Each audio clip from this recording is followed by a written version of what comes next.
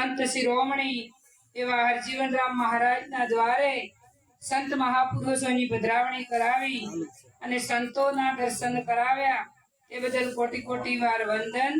સંત સમાગમ હરી કથા દોહી દુર્લભ હે ભાઈ।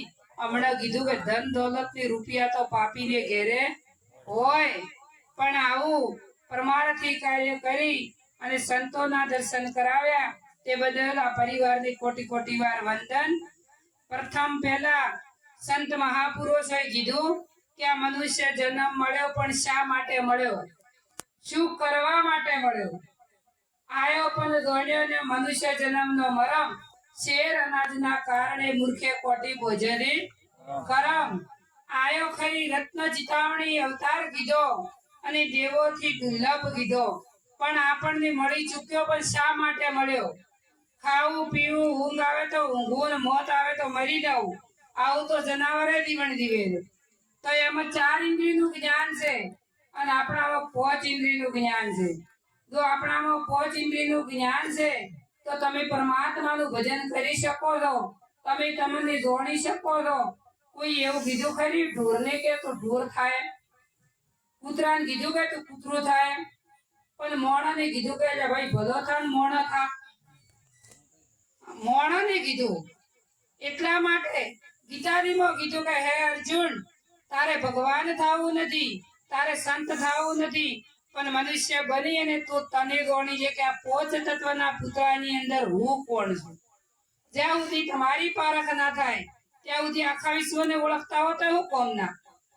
એટલા માટે અને મનુષ્ય બનવું હોય તો સંત મહાપુરુષોના ચરણે જવું પડે। જન્મો તો દીકરી કે તો દીકરો, મનુષ્ય કોઈ દાડો જન્મે ખરા? પણ મનુષ્ય તો થવાય છે। અને મનુષ્ય ક્યારે થવાય? સદગુરુના ચરણે જો અને પ્રતિજ્ઞાનું પાલન કરો તો ત્યારે મનુષ્ય થવાય છે। અને મનુષ્ય તો જ પરમાત્માના પદને પમાય। અને આ મનુષ્ય જન્મ જેના જીવનની અંદર ગુરુ નથી એનું જીવન પણ અધૂરું છે। જેને ગુરુ મળ્યા છે એની પણ ખબર છે। એવા અમારા કરજાપુરાથી વધારે કાંજીરામ બાપુ, એમને કોઈ હજારો જીવોનો ઉદ્ધાર કરી અને આવી ભેદ ભ્રાંતિઓમાંથી, અંધશ્રદ્ધાઓમાંથી મુક્ત કરી અને હજારો જીવોને સત્યની રાહ પર દોર્યા।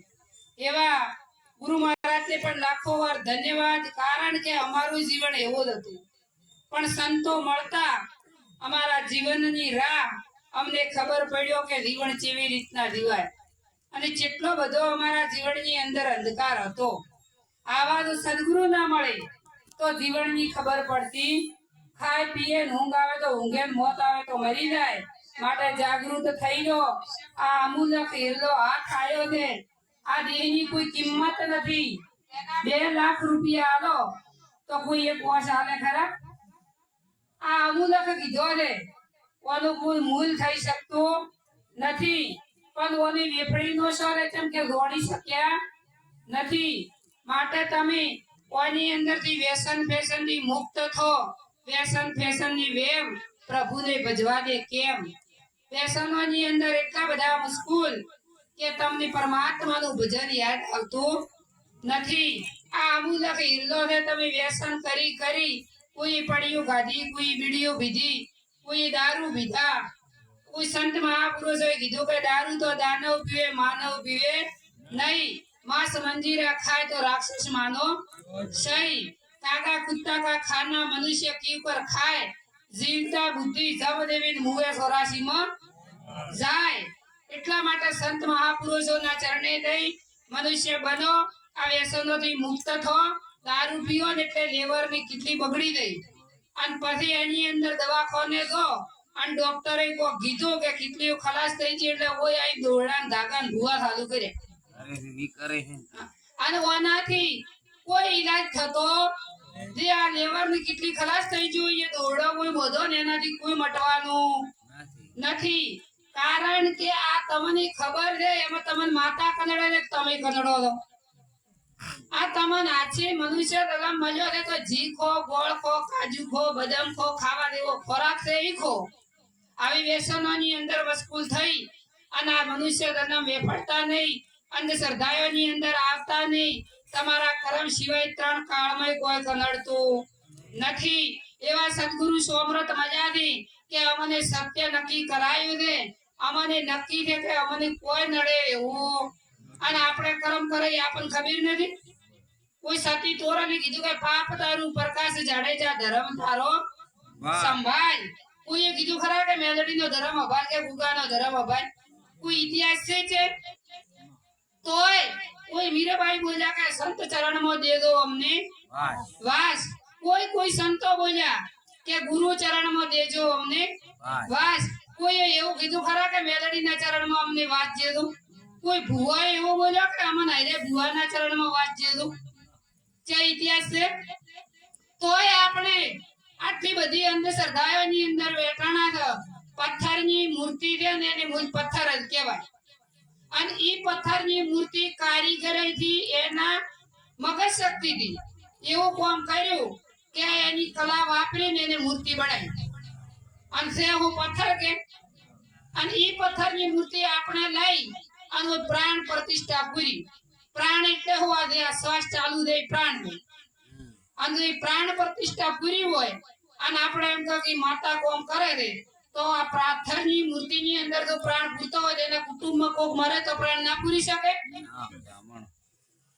મૂર્તિની અંદર જો પ્રાણ પૂરતા હોય તો આ શરીરની અંદરથી પ્રાણ નીકળી જો તો આ પથ્થર જ છે કે, તો આની અંદર પ્રાણ પૂરી શકે કે?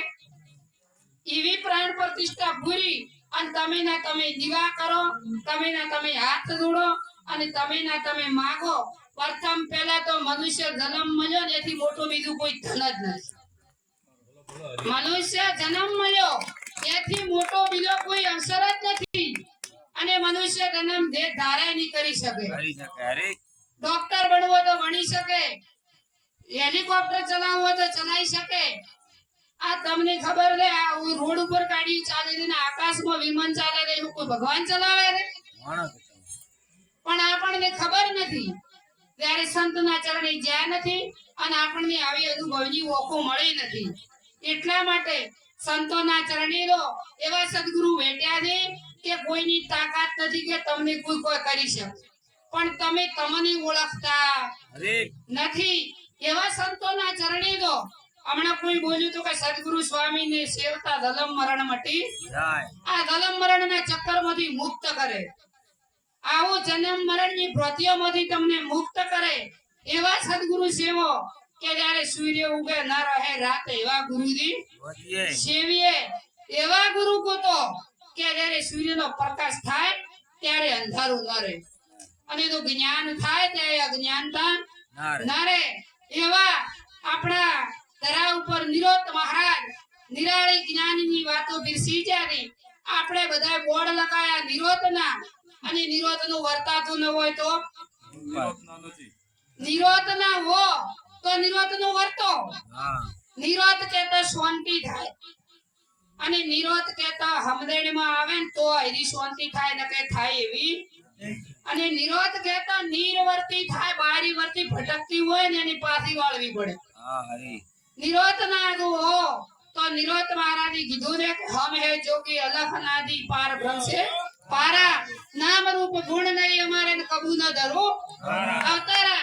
એટલે જન્મ મરણ શેર દીધું નિરોત ના વન નક્કી કર્યું હોય તો હેની તિથિ ઉજવો તો તિથિ કે અતિથિ છે, ભજન તો છે પણ ભાવનું.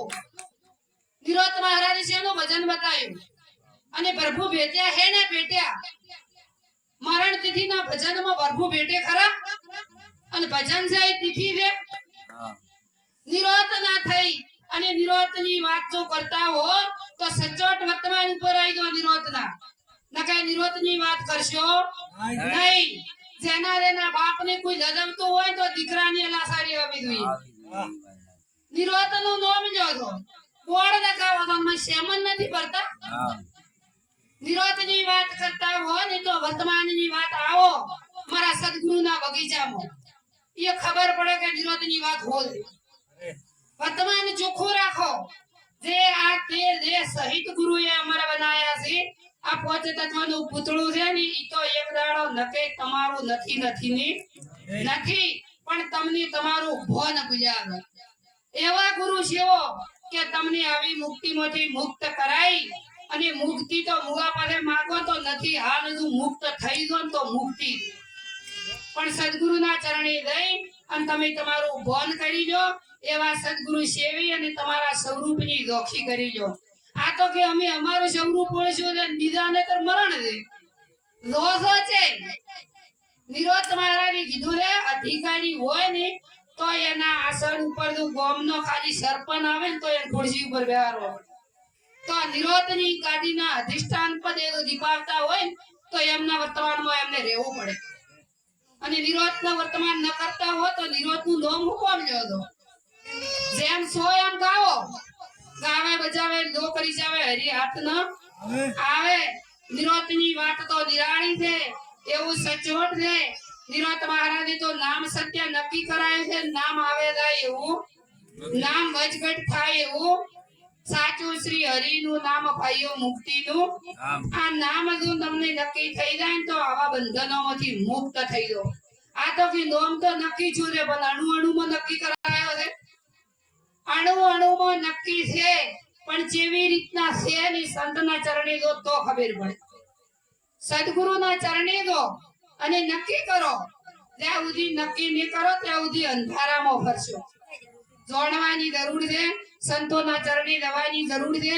આ મનુષ્ય જન્મ મળ્યો છે એટલે વેફડાઈ ના થાય, સંત મહાપુરુષોને ઓભળવાના છે. બોલો સદગુરુ મહારાજની જય. પૂજ્ય કાંચીરામ બાપુનો